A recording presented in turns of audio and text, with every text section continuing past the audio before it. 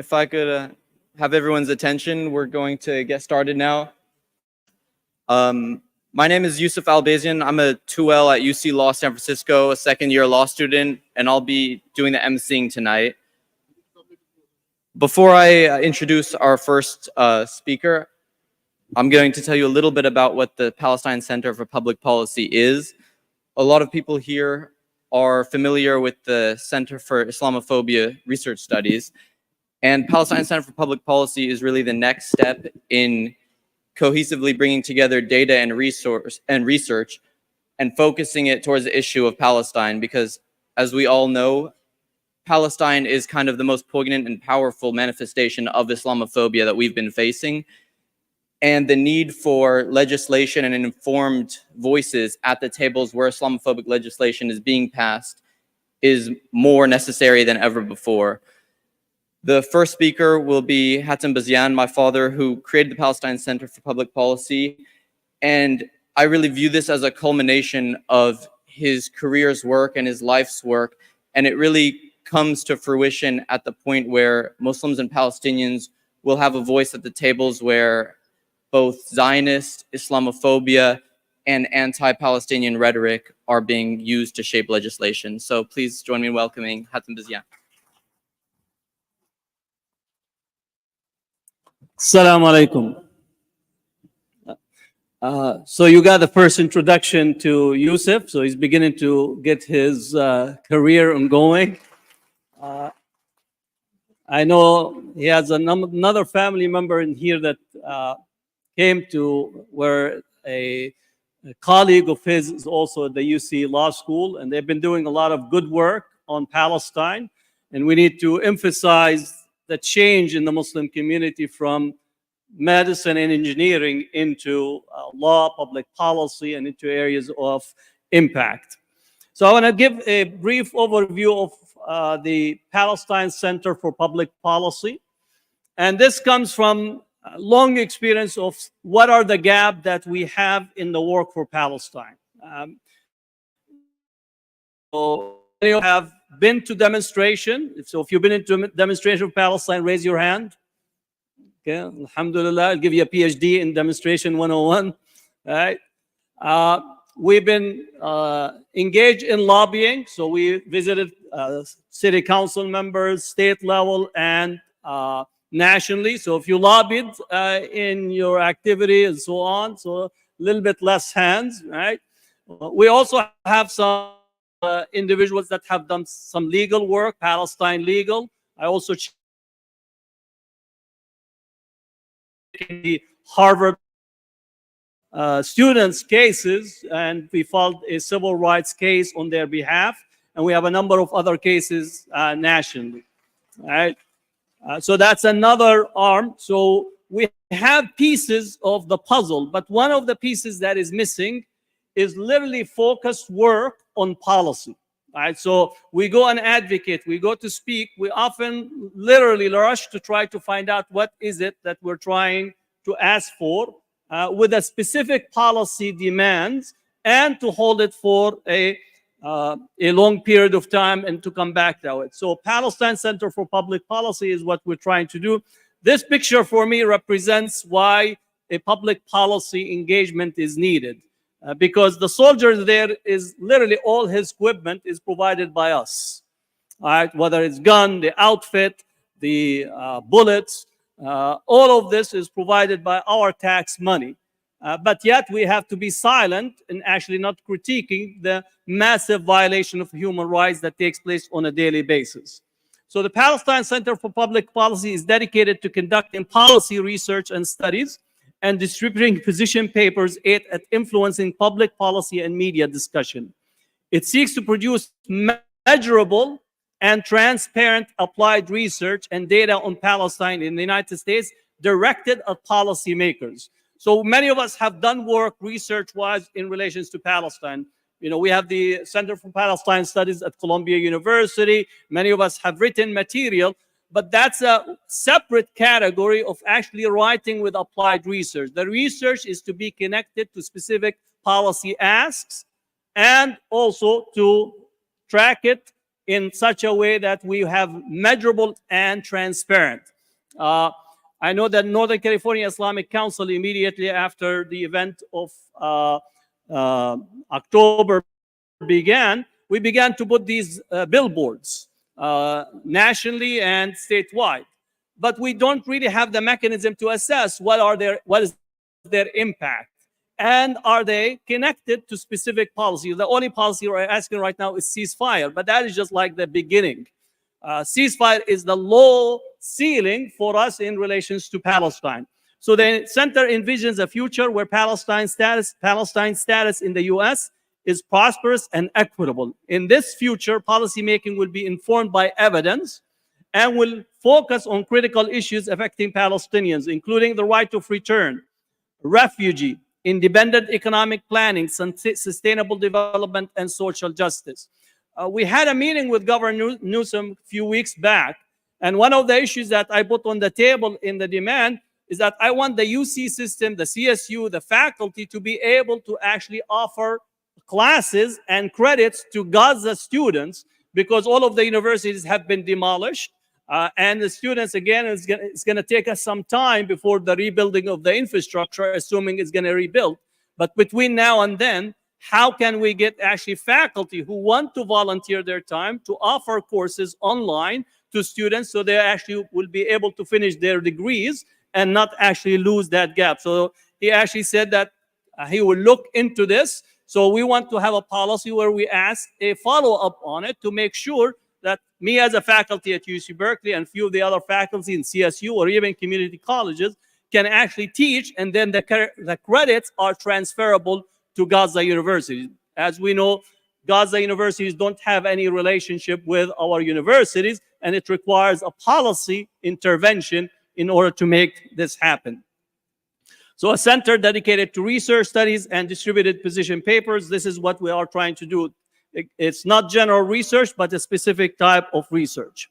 The problem, we are running on one horse with the activist and action team positive, but that lack the written policy formation and ready-made materials that are in a very short supply. We are reactive. So we're reactive to what is taking place rather than being proactive. We have limited access to people who can produce under pressure for the short-term and not structured for long-term projects. So this is my movement, that we respond. We're going to mobilize for Gaza. If the war ends tomorrow, I bet many of us, if not 90% of us, will go back to business as usual. The struggle does not actually reward business as usual. We have to be engaged, and our opposition is 24/7, if not 48/7, engaged in the work to constantly problematize everything related to Islam. Our struggle is information intensive, and our opposition fills the pipeline from multiple fronts, including materials to distract our grassroots. Right? Literally, the information dump that they fill on us is tremendous. So how to respond to that in a structured way in order for us to be proactive and not reactive? Every time we have attacks, the humanitarian relief response is the only one. And social media posts, action alerts, khutbah, talking points, rallies, etc. But then we get back to business as usual. That's our problem. That's what we have to address. Our national office needs a strong research arm to help both the C3 and C4. And now increasingly we have political action committee. What I know, the C3, C4, political action committee, they don't have the policy papers. So literally we end up calling somebody on a contractual basis to see if they could put a policy paper for us to go and advocate. It's not tenable, and it's not actually designed for success. And I'm telling you from the front line, knowing exactly what took place. Immediately after the event of the attacks on Gaza, many city councils began to put together resolutions.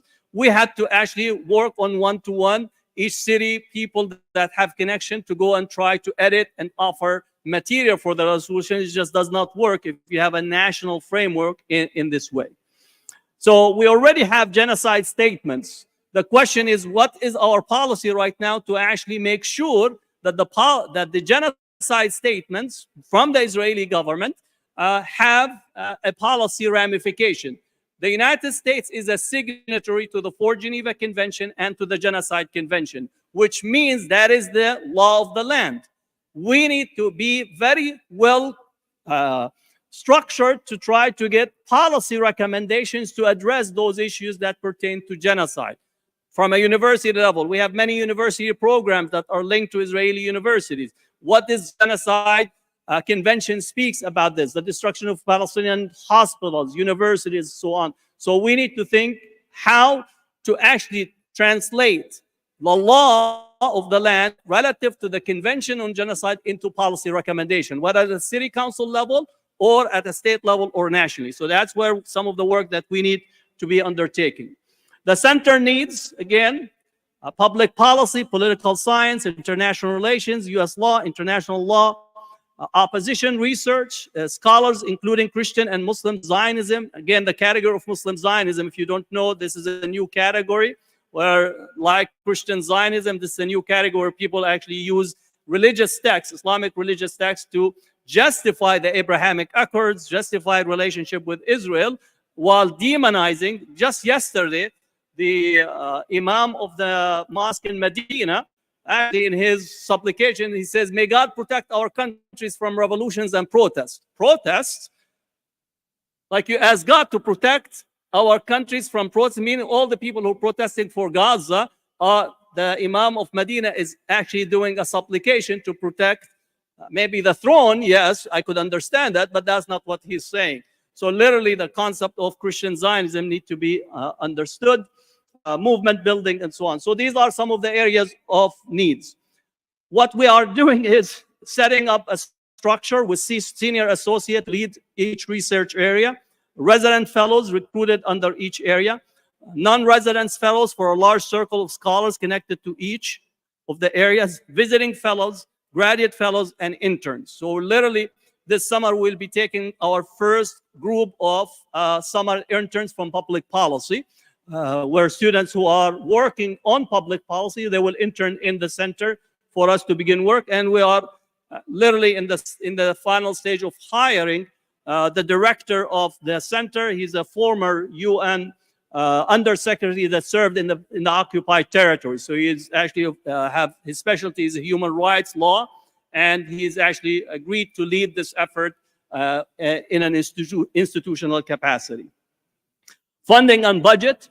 Director of research, high level, and must be PhD with ample experience. So this has been at least covered. Each cluster senior associate lead is allocated a grant annual of $10,000. So that's where each senior, a senior associate does not need to be full-time with us. He would be a faculty maybe in one university. Maybe somebody's working in an area, they will be able to allocate some of their time in relations to this relationship that they have.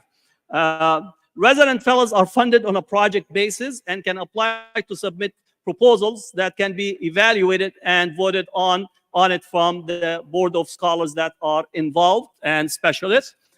2 paid graduate fellowships with each at $25K, that will be $50K annually. And then interns, these can be 3 to 5K internships. So that's, again, we're setting up this structure in order for us to be able to achieve the set goals for the policy center. Again, advocating for Palestine requires resources. And that I'm not critiquing our overwhelmingly response in the humanitarian sector. I'm actually arguing that 10% of what we raise in the humanitarian sector should go into areas that responds, because we are not an EMT for Israeli and American crimes. That's the end result. We need to change how we allocate our resources. And I know that we have all responded to humanitarian relief needed, but my argument with others that the Muslim world who's been inactive in relation to Palestine, they're going to try to improve their image by actually trying to respond in the humanitarian area. Our role is to actually impact policy and specifically allocate resources in that way, because it's the money that comes from here that enables Netanyahu and his genocidal team to throw all the bombs on our people. We need to understand and figure this out from a policy level. So hopefully,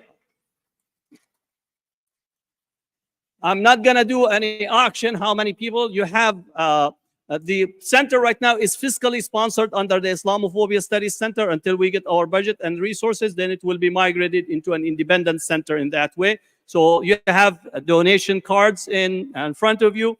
You could also do the QR code. We've been running a Launch Good campaign. I think we're at $81,000 already in the Launch Good page. So either you could do the Launch Good page, or you could use some of your the forms in here for us to actually achieve the goal for building this badly needed institution. It's a gap in all of our Palestine work that is needed. So Jazakumullah khair. Thank you for coming.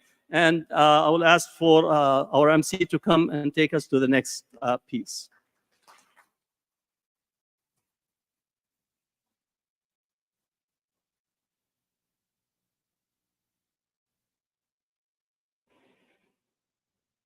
I'm extremely honored to introduce our keynote speaker for the night, Chris Hedges. Chris Hedges, early in his career, worked as a freelance war correspondent in Central America for the Christian Science Monitor, NPR, and Dallas Morning News. He reported for the New York Times from 1990 to 2005, and there was a lot going on in those years, so he has a lot of experience there, and served as the New York Times Middle East Bureau Chief, as well as the Balkan Bureau Chief for Yugoslavia. In 2001, he contributed to the 2002 Pulitzer Prize for explanatory reporting for the paper's coverage of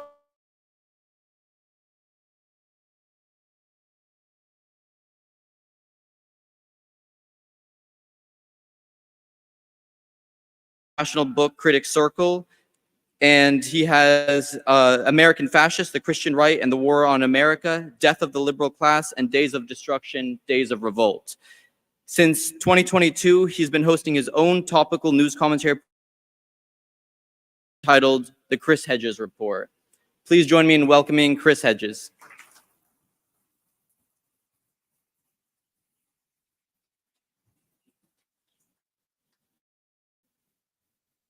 Well, thank you for having me.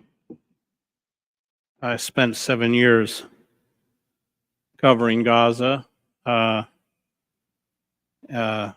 I've lost colleagues and friends, some of whom have just disappeared, but I'm fully aware that it's nothing compared to what many of you in this room are going through who are Palestinian, and there just aren't words to describe the horror that we see emanating daily, including this giant massacre at Al-Shifa.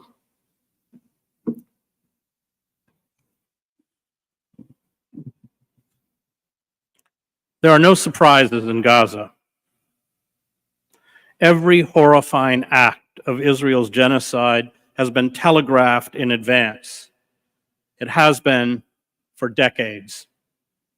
The dispossession of Palestinians of their land is the beating heart of Israel's settler colonial project. This dispossession has had dramatic historical moments, 1948 and 1967, when huge parts of historic Palestine were seized and hundreds of thousands of Palestinians were ethnically cleansed. Dispossession has also occurred in increments. The slow motion theft of land and steady ethnic cleansing in the West Bank, including East Jerusalem. The incursion on October 7th into Israel by Hamas and other resistance groups, which left 1,154 Israelis, tourists, migrant workers dead, and saw about 240 people taken hostage, gave Israel the pretext for what it has long craved: the total erasure of Palestinians.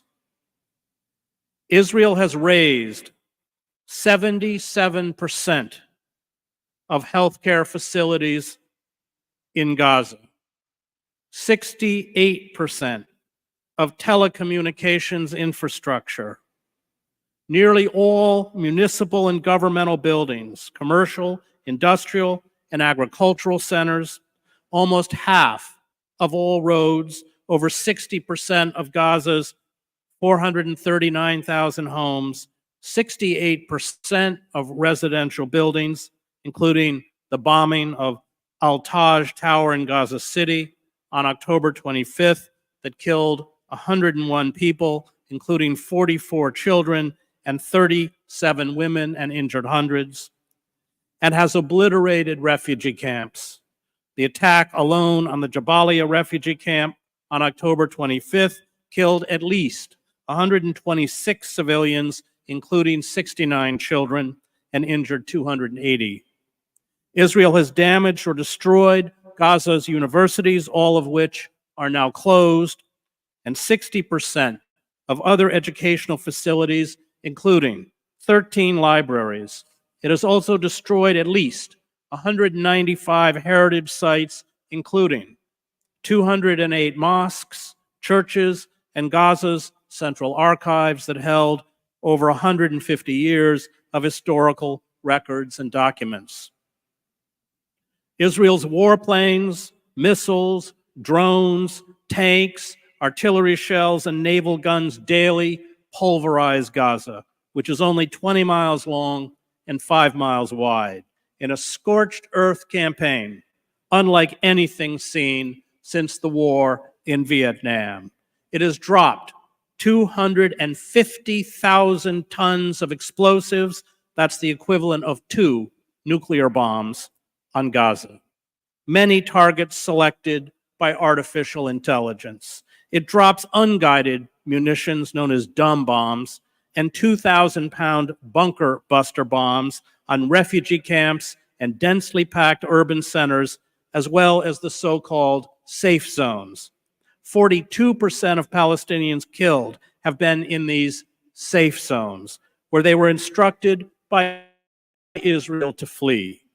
Over 1.7 million Palestinians have been displaced from their homes, forced to find refuge in overcrowded UNRWA shelters, hospital corridors, and courtyards, schools, tents, or in the open air in southern Gaza, often living next to fetid pools of raw sewage.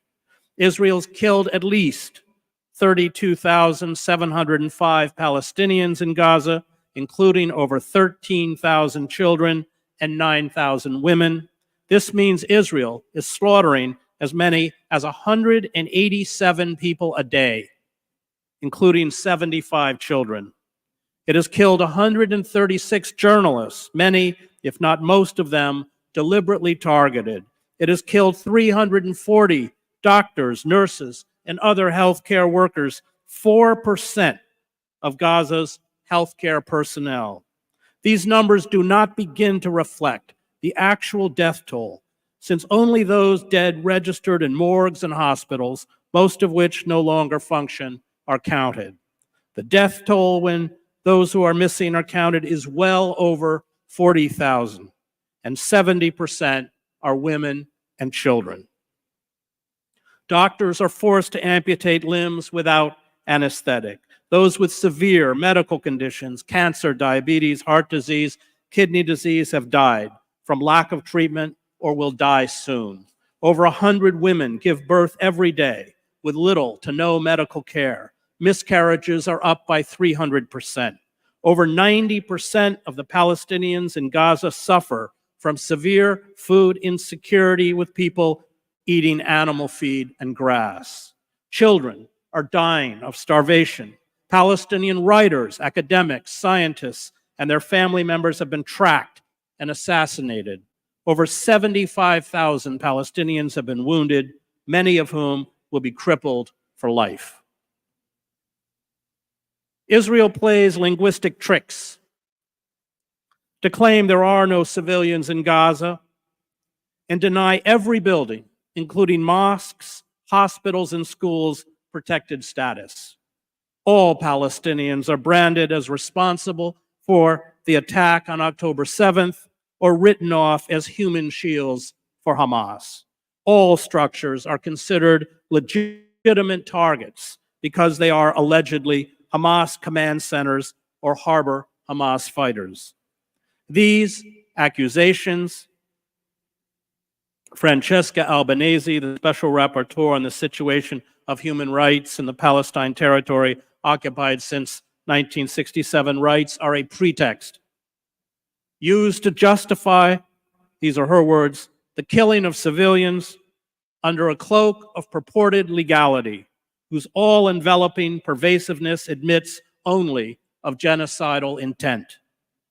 We have never seen an assault on the Palestinians of this magnitude. But every atrocity, the killing of civilians, dispossession of land, arbitrary detention, torture, disappearances, closures imposed on Palestinian towns and villages, house demolitions, revoking residence permits, deportation, destruction of the infrastructure that maintains civil society, military occupation, dehumanizing language, theft of natural resources, especially aquifers, have long defined Israel's campaign to remove Palestinians from historic Palestine. The occupation and genocide would not be possible without the U.S., which gives Israel $3.8 billion a year in military assistance and is now sending another $2.5 billion in bombs, including 1,800 Mk-84 2,000-pound bombs, 500 Mk-82 500-pound bombs, and fighter jets to Israel. This is not only Israel's genocide, it is ours. The mass killing in Gaza is the culmination of a process. It is not an act. It is the predictable denouement of Israel's settler colonial project. It is coded within the DNA of the Israeli apartheid state. It is where Israel had to end up. Understand this fact, and everything Israel does makes sense. The blockage of humanitarian aid, the sealing off of northern Gaza, the mass starvation, the obliteration of Gaza's infrastructure, the looming assault on Rafah, and the upsurge in violence and land seizures in the West Bank. Israel has allowed 15,413 trucks into Gaza during the past 6 months. Gaza needs 5 times that number. Israel allowed 2,874 trucks in February, a 44% reduction from the previous month. Israeli soldiers have also killed scores of Palestinians attempting to receive aid from trucks in more than 24 incidents. These attacks include the killing of at least 21 Palestinians and the wounding of 150 on March 14th, when Israeli forces fired on thousands of people in Gaza City. The same area had been targeted by Israeli soldiers hours before.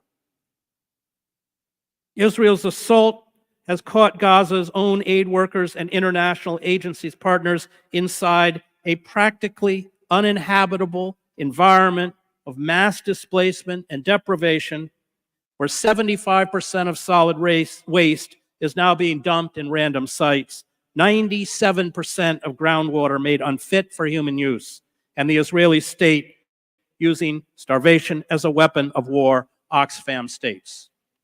There is no place in Gaza, Oxfam notes, that is safe amid the forcible and often multiple displacements of almost the entire population, which makes the principal distribution of aid unviable, including agencies' abilities to help repair vital public services at scale.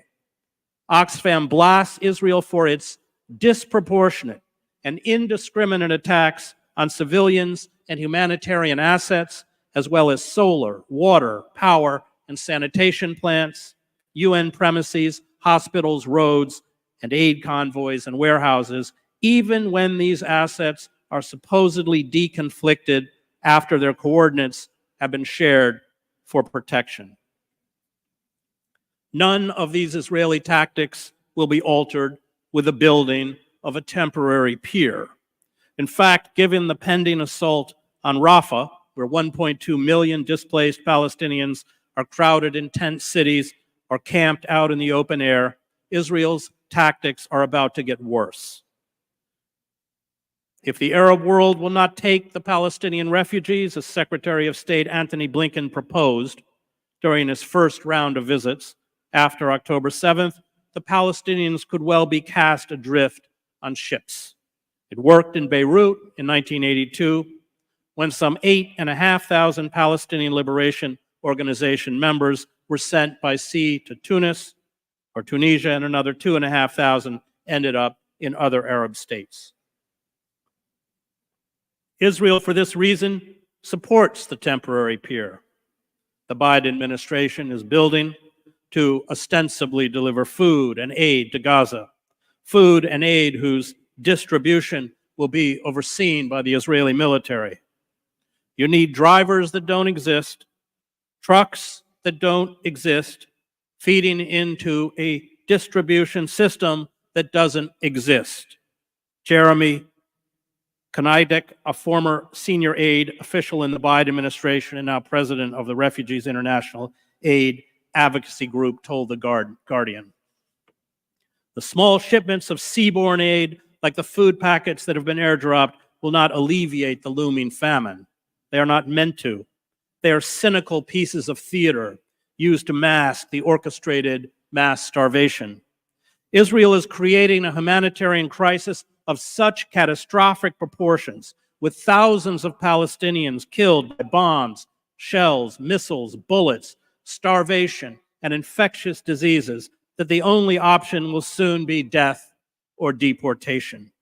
The pier, perhaps, is where the last act in this gruesome genocidal campaign will be played out as Palestinians are herded by Israeli soldiers onto ships. Or perhaps Washington will be able to buy off the Egyptian government to expel Palestinians to the Sinai. Whatever the outcome, the Biden administration, without whom this genocide could not be carried out, will facilitate it. Zionist leaders are quite open about their goals. Israeli Defense Minister Yoav Gallant announced that Gaza would receive, quote, no electricity, no food, no water, no fuel. Israeli Minister of Foreign Affairs, Israel Katz, said, humanitarian aid to Gaza, no electrical switch will be turned on, no water hydrant will be opened. Avi Dichter, the Minister of Agriculture, referred to Israel's military assault as the Gaza Nakba, referring, of course, to the catastrophe which between 1947 and 1949 drove 750,000 Palestinians from their land and saw thousands massacred by Zionist militias. Likud member of the Knesset, Revital Gottlieb, posted on her social media account, bring down buildings, bomb without distinction, flatten Gaza without mercy. This time, there is no room for mercy. Not to be outdone, Minister of Heritage Amichai Eliyahu supported using nuclear weapons on Gaza as, quote, one of the possibilities. The message from the Israeli leadership is unequivocal. Annihilate the Palestinians, the same way we annihilated Native Americans. The Australians annihilated the First Nations peoples. The Germans annihilated the Herero in Namibia.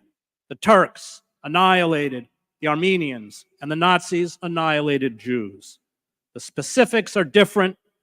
The process is the same. And we cannot plead ignorance. We know what happened to the Palestinians. We know what is happening to the Palestinians, and we know what will happen to the Palestinians. But it is easier to pretend. Pretend Israel will allow in humanitarian aid. Pretend there will be a ceasefire. Pretend Palestinians will return to their destroyed homes in Gaza. Pretend Gaza will be rebuilt. Pretend the Palestine Authority will administer Gaza. Pretend there will be a two-state solution. Pretend there is no genocide. The genocide says something, not only about Israel, but about us, about Western civilization, about who we are as a people, where we come from, and what defines us. It says that all our vaunted morality and respect for human rights is a lie. It says that people of color, especially when they are poor and vulnerable, do not count. It says that their hopes, dreams, dignity, and aspirations for freedom are worthless. It says we will ensure global domination through racialized violence. This lie that Western civilization is predicated on values such as respect for human rights and the rule of law is one the Palestinians and all those in the global South, as well as Native Americans and Black and Brown Americans, have known for centuries. But with the Gaza genocide live streamed, this lie is becoming very hard to sustain. We do not halt Israel genocide because we are Israel, infected with white supremacy and intoxicated by our domination of the globe's wealth and the power to obliterate others with our industrial weapons. Remember the New York Times columnist Thomas Friedman telling Charlie Rose on the eve of the war in Iraq that American soldiers should go house to house from Basra to Baghdad and say, these are his words, to Iraqis, suck on this.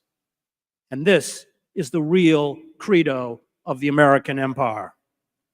The world outside of the industrial fortresses in the global north is acutely aware that the fate of the Palestinians is their fate. As climate change imperils survival, as resources become scarce, as migration becomes an imperative for millions, as agricultural yields decline, as coastal areas are flooded, as droughts and wildfires proliferate, as states fail, as armed resistance movements rise to battle their oppressors along with their proxies, genocide will not be an anomaly, it will be the norm. The earth's vulnerable and poor, those Frantz Fanon call the wretched of the earth, will be the next Palestinians. Genocide always requires the active participation of educated professionals, physicians, scientists, engineers, military leaders, lawyers, clergy, university professors, who, as Robert J. Lifton points out, create not only the technology of genocide, but much of its ideological rationale, moral climate, and organizational process. A group of 100 Israeli doctors in November 2023 defended the bombing of hospitals in Gaza, claiming they were used as Hamas command centers, a charge Israel has been unable to verify. The deans of U.S. medical schools and leading medical organizations, especially the American Medical Association, have joined the ranks of universities, law schools, churches, and the media to turn their backs on the Palestinians. The AMA shut down a debate on a ceasefire resolution among its members and has called for medical neutrality, although there was no medical neutrality when it denounced Russia's invasion of Ukraine. There is a cost to denouncing genocide, a cost they do not intend to pay. They fear being attacked. They fear destroying their careers. They fear losing funding. They fear a loss of status. They fear persecution. They fear social isolation. This fear makes them complicit. And what of those who do speak out? They are branded as anti-Semites and supporters of terrorism. George Washington University clinical psychology professor Laura Sheehy was pushed out of her job. The former head of Human Rights Watch, Kenneth Roth, was denied a fellowship at Harvard's Carr Center for Human Rights Policy because of his alleged, quote, anti-Israel bias. San Francisco professor Rabab Abdelhada was sued for supporting Palestinian rights. Medical students and faculty in Canada are being suspended or expelled if they publicly criticize Israel.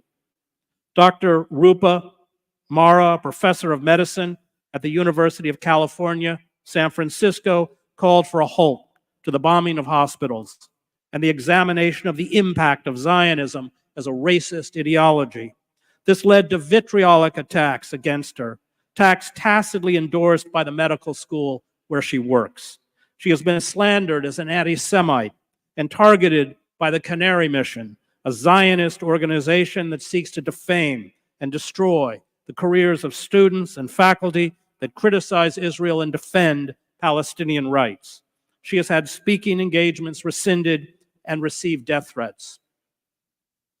The danger is not only that the Israeli crimes are denounced. The danger, more importantly, is that the moral bankruptcy and the cowardice of our own institutions and politicians are exposed. Those who promote this genocide have no rational or humane arguments to offer the public, only character assassination and censorship. There's a striking contrast between the treatment of Dr. Mara and the physicians who cheer on the genocide. UCSF physician Matt Cooperberg, who is the Helen Diller Family Chair in Urology, liked social media posts such as "Remove Palestinians from the map," and a quote by the former Israeli Prime Minister Golda Meir, "We are able to forgive the Arabs for killing our children. We are unable to forgive the Arabs for forcing us to kill their children." Cooperberg's endowed chair comes from the Helen Diller Family Foundation, UCST's largest donor, which to date has gifted some $1.1 billion to the health campus. The Helen Diller Family Foundation has also funded the Canary Mission. Contrast Dr. Mara's treatment with that of UCSF dermatology professor Howard Machba, who exposed over 2,600 imprisoned Black and brown people with chemicals and experiments in California prisons while on the UCSF faculty. Machba embraces the idea that there are racial differences from the pseudoscience of eugenics. Race is a social construct. It is used to justify white supremacy. It is not a biological reality. Maybach, whose experiments were conducted without informed consent, is still employed by the University of California. His family supports Friends of the IDF, and he is represented by Alan Dershowitz, who also defends the Israeli bombing of hospitals in Gaza. The dehumanization of Palestinians is lifted from this racist playbook, the playbook of all settler colonial projects, including our own. It is why the two ruling parties sustain Israel's occupation and genocide. Arabs, like all those with darker skins, are worth less in this moral calculus. This explains the outrage over the murder of 7 employees from Global Central Kitchen and the silence over the murder of over 175 staff from the United Nations Relief and Works Agency for Palestine Refugees in the Near East, or UNRWA. Global Central Kitchen, unlike UNRWA, which has seen its U.S. funding cut, does not have the logistic capacity to provide the food needed to alleviate the famine. Israel and Washington's support for Global Central Kitchen is part of the campaign to destroy UNRWA. Several humanitarian aid groups in Gaza after the killings have suspended operations. This suspension advances Israel's goal of a complete blockage of food to starving Palestinians. Let me end tonight by speaking about Aaron Bushnell, who lit himself on fire in front of the Israeli embassy in Washington, D.C., resulting in his death. He pitted divine violence against the radical evil we witness in Gaza. As an active duty member of the U.S. Air Force, he was part of the vast machinery that sustains the genocide in Gaza, no less morally culpable than the German soldiers, technocrats, engineers, scientists, and bureaucrats who oiled the apparatus of the Nazi Holocaust. This was a role he could no longer accept. "I will no longer be complicit in genocide," he said calmly in his video as he walked to the gate of the embassy. "I'm about to engage in an extreme act of protest. But compared to what people have been experiencing in Palestine at the hands of their coloners, it's not extreme at all. This is what our ruling class has decided will be normal. Young men and women sign up for the military for many reasons. But starving, bombing, and killing women and children is usually not amongst them. Shouldn't, in a just world, the U.S. fleet break the Israeli blockade of Gaza to provide food, shelter, and medicine? Shouldn't U.S. warplanes impose a no-fly zone over Gaza to halt the saturation bombing? Shouldn't Israel be issued an ultimatum to withdraw its forces from Gaza? Shouldn't the weapons shipments, billions in military aid and intelligence provided to Israel be halted? Shouldn't those who commit genocide, as well as those who support genocide, be held accountable? These simple questions are the ones Bushnell's death forces us to confront. Many of us like to ask ourselves, he posted shortly before his suicide, what would I do if I was alive during slavery, or the Jim Crow South, or apartheid? What would I do if my country was committing genocide? The answer is, you're doing it right now.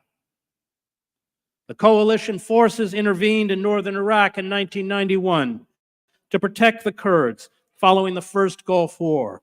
The suffering of the Kurds was extensive, but dwarfed by the genocide in Gaza. A no-fly zone for the Iraqi Air Force was imposed. The Iraqi military was pushed out of the northern Kurdish areas. Humanitarian aid saved Kurds from starvation, infectious diseases, and death from exposure. But that was another time, another war. Genocide is evil when it is carried out by our enemies. It is defended and sustained when carried out by our allies. Walter Benjamin, whose friends Fritz Heinle and Rika Seligson committed suicide in 1914 to protest German militarism in the First World War, in his essay, Critique of Violence, examines acts of violence undertaken by individuals who confront radical evil. Any act that defies radical evil breaks the law in the name of justice. It affirms the sovereignty and dignity of the individual. It condemns the coercive violence of the state. It entails a willingness to die. Benjamin called these extreme acts of resistance divine violence. Only for the sake of the hopeless ones have we been given hope, Benjamin writes. Bushnell's self-immolation, one most social media posts and news organizations have heavily censored, is the point. It is meant to be seen. Bushnell extinguished his life in the same way thousands of Palestinians, including children, have been extinguished. We could watch him burn to death. This is what it looks like. This is what happens to Palestinians because of us. The image of Bushnell's self-immolation, like that of the Buddhist monk in Vietnam in 1963, or Mohammed Bouazizi, a fruit seller in Tunisia in 2010, is a potent political message. It jolts the viewer out of somnolence. It forces the viewer to question assumptions. It begs the viewer to act. It is political theater or perhaps religious ritual in its most potent form. Buddhist monk Thich Nhat Hanh said of self-immolation, "To express will by burning oneself, therefore, is not to commit an act of destruction, but to perform an act of construction, that is, to suffer and to die for the sake of one's people." If Bushnell was willing to die, repeatedly shouting out "Free Palestine" as he burned, then something must be terribly, terribly wrong.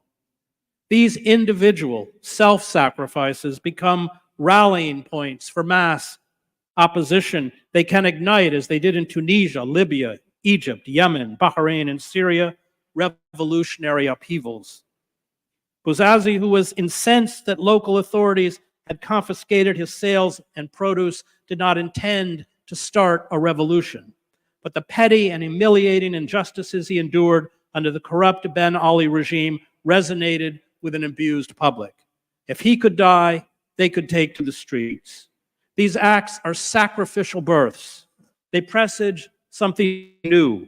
They are the complete rejection, in its most dramatic form, of conventions and the reigning systems of power. They are a complete rejection. They are designed to be horrific. They are meant to shock.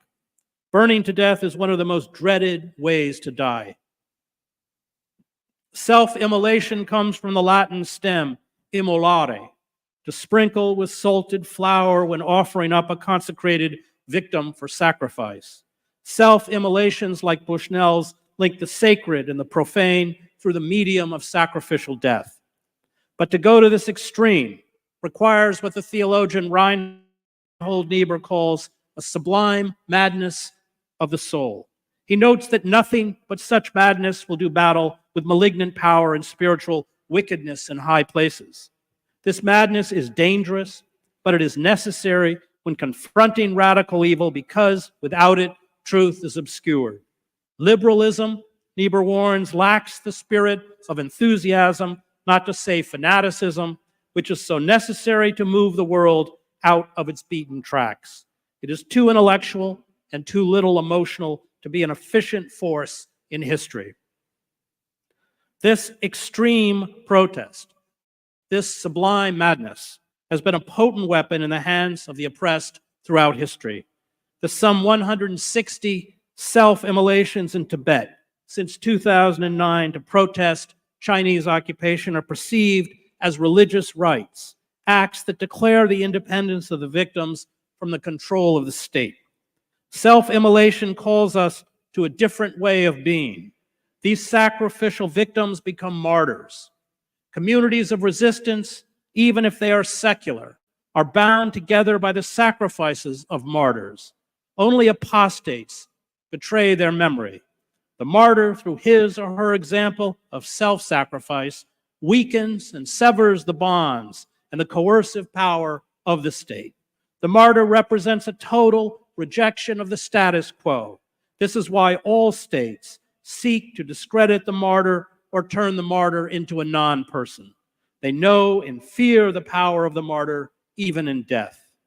Daniel Ellsberg in 1965 witnessed a 22-year-old anti-war activist, Norman Morrison, douse himself with kerosene and light himself on fire. The flames shot 10 feet into the air. Outside the office of Secretary of Defense Robert McNamara at the Pentagon to protest the Vietnam War. Ellsberg cited the self-immolation, along with the nationwide anti-war protests, as one of the factors that led him to release the Pentagon Papers. The radical Catholic priest, Daniel Berrigan, after traveling to North Vietnam with a peace delegation during the war, visited the hospital room of Ronald Brazzi. Brazzi was a high school student who had drenched himself with kerosene and immolated himself outside the Cathedral of the Immaculate Conception in downtown Syracuse, New York, to protest the war. He was still living a month later, Berrigan writes. I was able to gain access to him. I smelled the odor of burning flesh. I understood anew what I had seen in North Vietnam. The boy was dying in torment. His body was like a great piece of meat cast upon a grill. He died shortly thereafter. I felt that my senses had been invaded in a new way. I had understood the power of death in the modern world. I knew I must speak and act against death because this boy's death was being multiplied 1,000-fold in the land of burning children. So I went to Catonsville because I had gone to Hanoi. In Catonsville, Maryland, Berrigan and 8 other activists, known as the Catonsville Nine, broke into a draft board on May 17, 1968. They took 378 draft files and burned them with homemade napalm in the parking lot. Berrigan was sentenced to 3 years in a federal prison. He also baptized my daughter. I was in Prague in 1989 for the Velvet Revolution. I attended the commemoration of the self-immolation of a 20-year-old university student named Jan Palach. Palach had stood on the steps outside the National Theater in Wenceslaw Square in 1969, poured petrol over himself, and lit himself on fire. He died of his wounds 3 days later. He left behind a note saying that his act was the only way to protest the Soviet invasion of Czechoslovakia, which had taken place 5 months earlier. His funeral procession was broken up by police. When frequent candlelight vigils were held at his grave at the Olsani Cemetery, the communist authorities, determined to stamp out his memory, disinterred his body, cremated it, and handed the ashes to his mother. During the winter of 1989, posters with Palach's face covered the walls of Prague.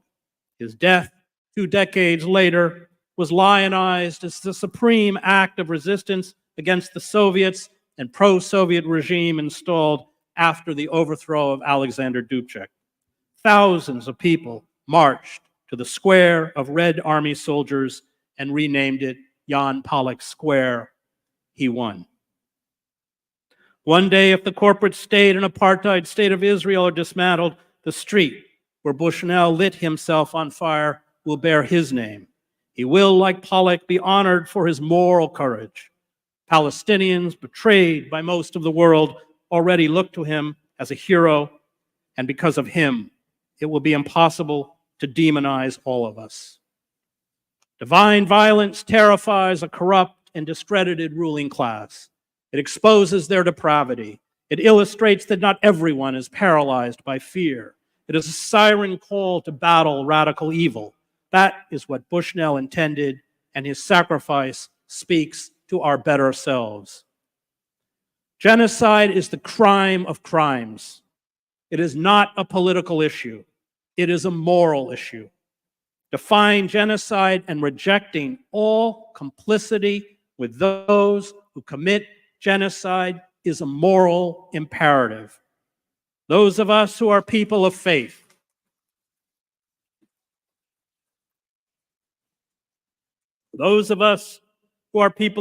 are called to invert the world's value system. It is not about the practical. It is not about success. It is not even about victory. In fact, we can find victory by way of defeat. It is about standing, no matter the cost, with the oppressed. It is about our faith, our belief that the good draws to it the good, even if all the empirical evidence says otherwise. Bismillah, Ar-Rahman, Ar-Rahim. O you who have believed, be persistently standing firm in justice. Witness for Allah, even if it be against yourselves or parents and relatives. Whether one is rich or poor, Allah is more worthy of both. So follow not personal inclination, lest you not be just. And if you distort your testimony or refuse to give it, then indeed Allah is ever of what you do aware. The days ahead will be dark and frightening, but as Immanuel Kant reminded us, if justice perishes, human life on earth has lost its meaning. And this is our task, to fight, no matter the cost, for justice, to fight, no matter the cost, for the sacred, to fight, no matter the cost, for life, to fight, no matter the cost, to free our Palestinian brothers and sisters from the river to the sea.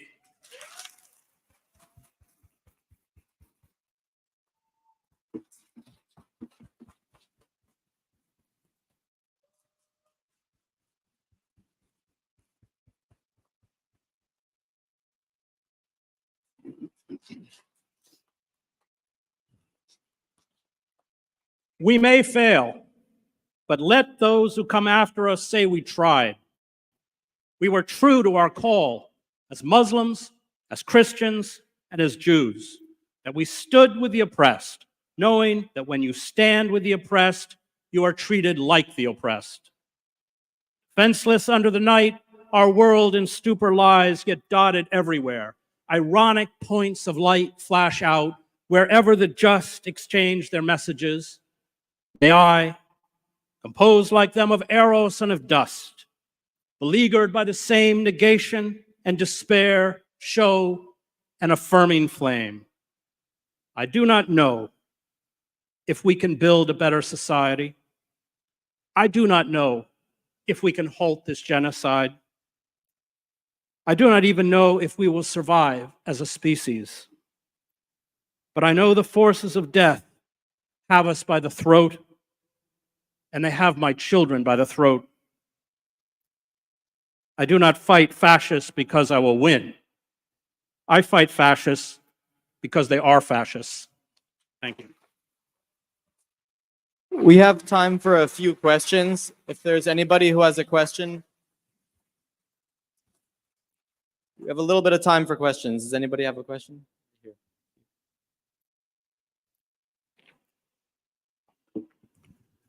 It's an honor.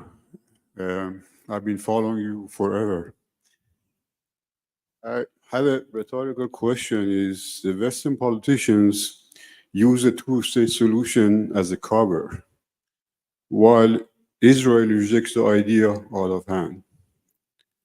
One-state solution with democracy and equal protection for all of citizens is highly unlikely in the racist Zionist apartheid regime.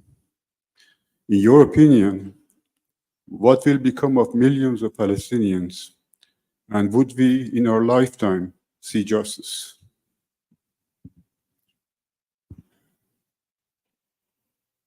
Well, my father, who was a Presbyterian minister, was in the civil rights movement, and what he was fighting for is exactly what we should be fighting for in historic Palestine, and that's called one person, one vote.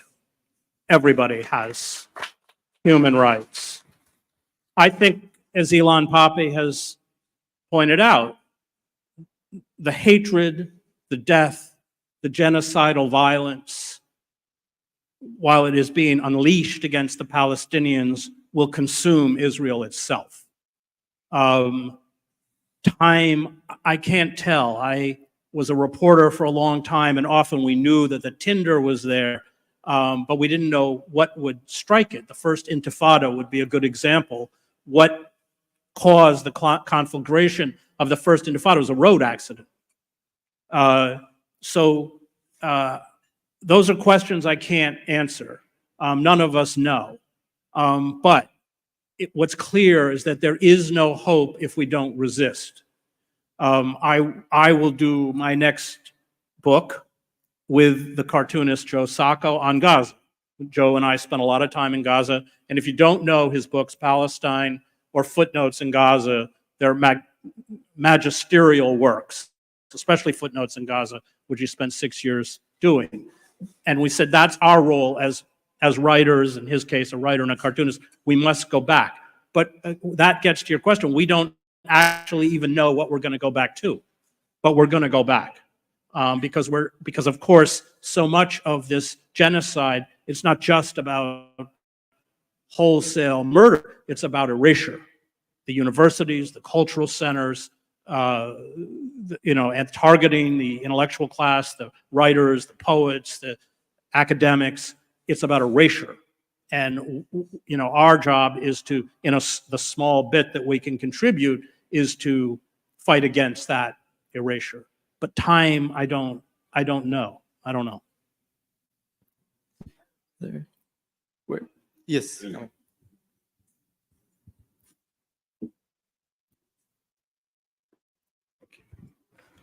As you have rightly pointed out, the US is complicit in genocide.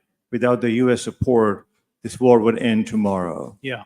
And we all are in the awkward position of being American citizens and living here and no one listening to us. But let me ask you another question, which is, why are the Arab and Muslim states so silent? They're still engaged in diplomatic ties and economic ties with Israel. whether through the Abraham Accords or not, if they were to simply break their diplomatic ties and impose sanctions on Israel that would probably have a strong impact. Turkey, for example, President Erdogan is so loudly criticizing Netanyahu every day, but I just discovered it is one of the top 10 trading partners, both import and export, including iron and steel, including arms. So what do you make of that? You have spent a lot of time in the Muslim world, in Gaza and in the Arab countries. Do you see any hope there of a reversal? Thank you. Well, they're corrupt, despotic regimes. I mean, the only people that, when the history of this is written, the only country in the Arab world that can be written about with any kind of honor is Yemen.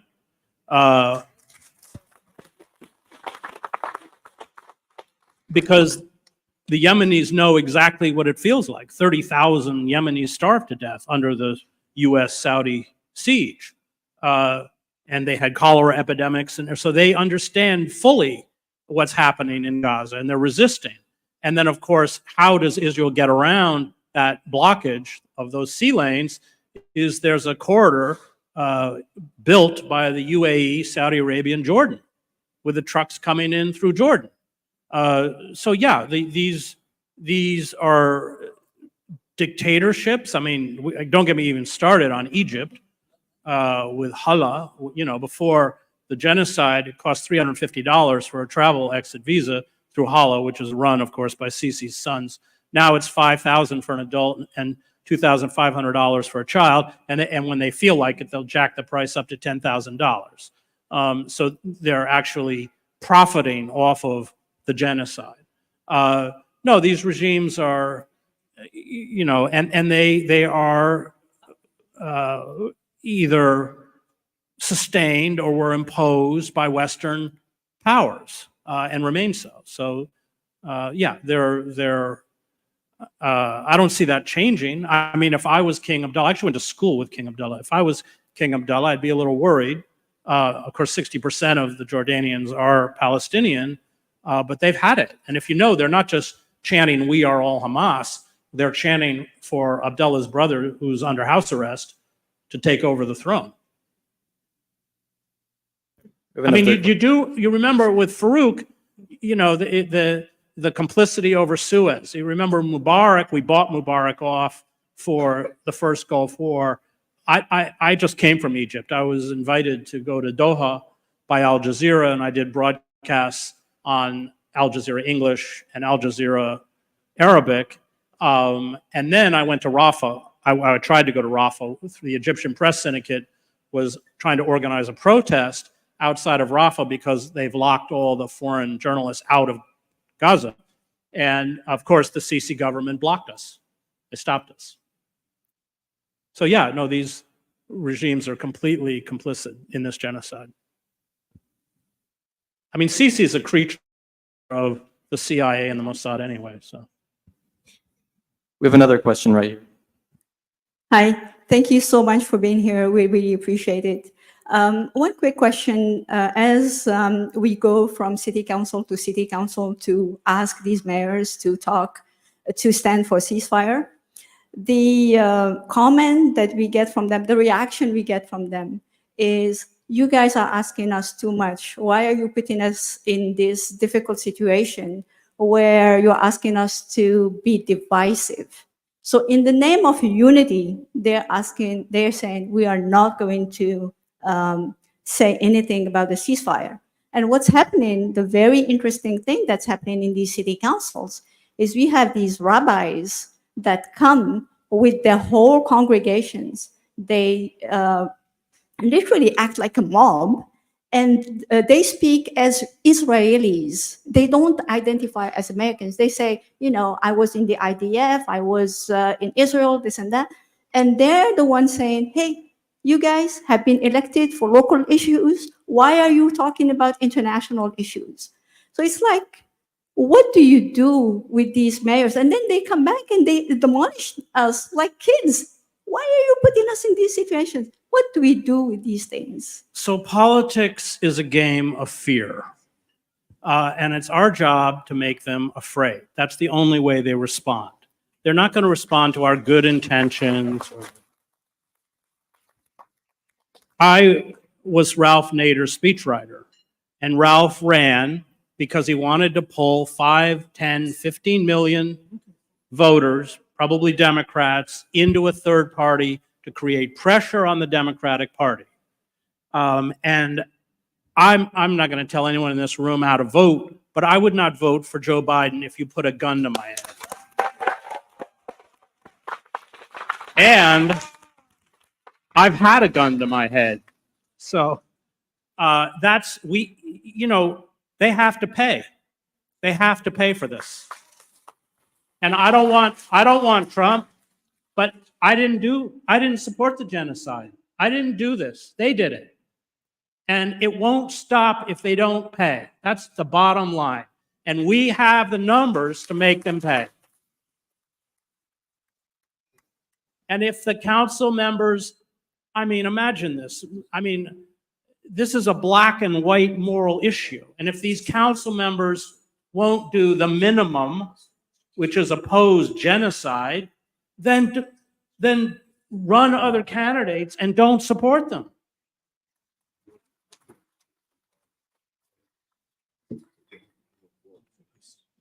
We have one last question. First of all, I really appreciate and thank you. You have very eloquently described the whole situation. My question, or maybe your comments on that we are the 4 million Muslims living in US, and almost 1 to 1.3 are only registered. So 3 million Muslims sitting at home, not going and vote. They cast their vote. So what is your recommendation for them to really actively go registered and cast the vote for rather, depending on who they're voting for, Republican or Democrat. But the first key thing is that we have a power of 4 million votes, and we need to use that so we can send the Muslim candidates in Congress. Based on our population, we should have at least 14, 15 Muslim candidates in Congress and 4 or 5 senators. So please comments on that. Thank you. So I ran, Ralph Nader is fluent Arabic speaker. His family's from Lebanon. He's Lebanese Christian. And he's always been good on Palestine. But we could not get Arab support for Ralph. That would have not happened if it was the reverse. And the Zionist lobby is unified in a way that the Arab community is not. And I think that's because the Arab world is very diverse. To be an Algerian is not to be an Egyptian. They don't have the kind of cultural uniformity because of their different national backgrounds. They also don't have the money. We live in a system of legalized bribery. Joe Biden has gotten more AIPAC money than any other US senator in history. He is a creature of the credit card companies in Delaware and AIPAC. And you have to remember that they owe their political career to these moneyed interests. Schumer, Pelosi, none of these people would hold political power but for the money of the Israel lobby, Goldman Sachs, and if you destroyed that system of legalized bribery, they would lose their privileged position. And they're not, that they will never give up. So I think we have to build the kind of moneyed, unless the system changes, we have to build the kind of moneyed institutions that will back candidates that oppose this endless funding and arming of the Zionist state. But I would also say the most important thing, and here I want to really express my admiration for these young kids who get out in the street and block bridges, and that is so important. And Jewish, and let's not forget our allies, Jewish Voices for Peace.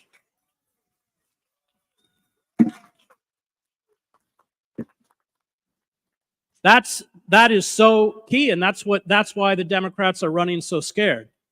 And what's amazing about these protests is that not only are they sustained, we're now 6 months into this, but they don't diminish in numbers.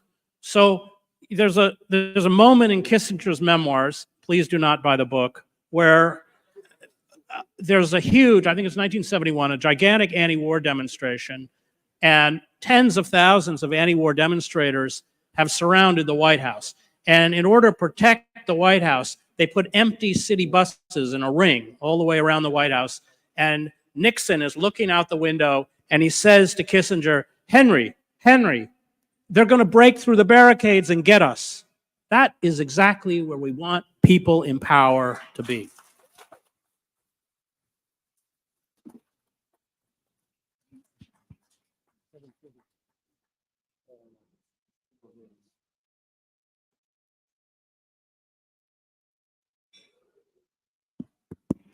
الله أكبر الله أكبر الله أكبر الله